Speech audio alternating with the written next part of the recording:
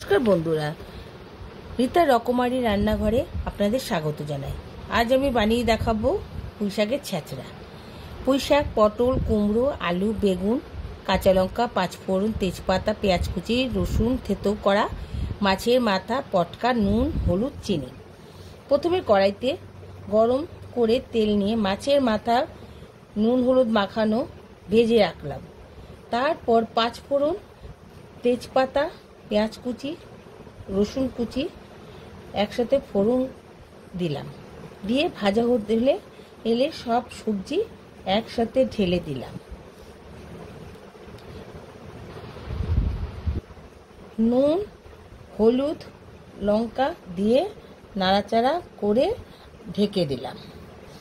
তারপর কিছুক্ষণ বাদে ফিরে এসে ঢাকনা খুলে মাছের মাথা দিয়ে নাড়াচাড়া করে সামান্য জল দিয়ে ঢেকে দেব ঢাকনা দিয়ে।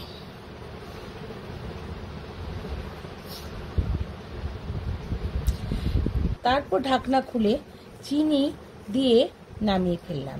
এভাবে তৈরি হয়ে গেল পুঁই শাকের ছ্যাঁচড়া। রান্নাটি ভালো লাগলে আমার চ্যানেলটি সাবস্ক্রাইব করতে ভুলবেন না। ভিডিওটিতে লাইক, কমেন্ট, শেয়ার করতে ভুলবেন না।